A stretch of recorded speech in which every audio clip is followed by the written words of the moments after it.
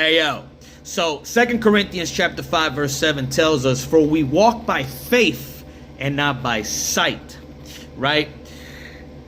And I'm going to make a parallel or comparison to Matthew chapter 20 verse 30 through 34. Pay close attention, because this is beautiful, man. The way, the Bible harmonizes itself, and, it's just beautiful. But pay close attention.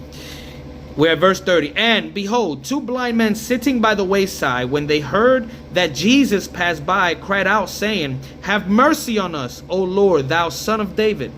And the multitude rebuked them, because they should hold their peace. But they cried the more, saying, have mercy on us, O Lord, thou Son of David. And Jesus stood still and called them, and said, what will ye that I should do unto you?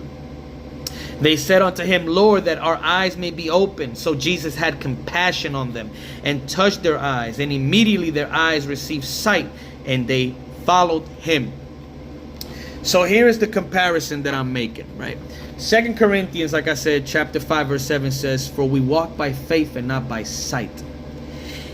In this encounter, these two blind men had enough faith to realize that Jesus can give them their sight so that they can see.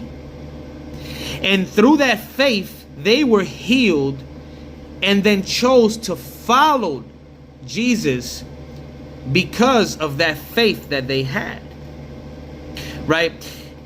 Often in life, when we are trying to come into faith, right, when we are trying to find Jesus Christ, we have a lot of people around us that try to hinder us from finding Christ, right? Here you have the multitude rebuking these men for trying to reach out to Christ through their faith so that he may heal them, so that then they can follow him.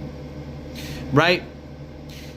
And notice how the first time they called out to him, Jesus wasn't moved.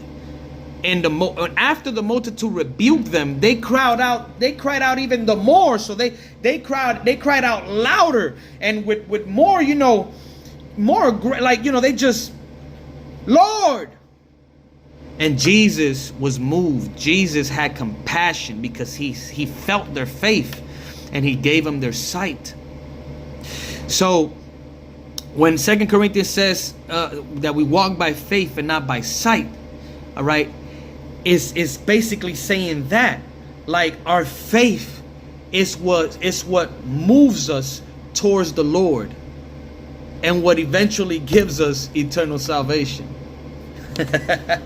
Hallelujah.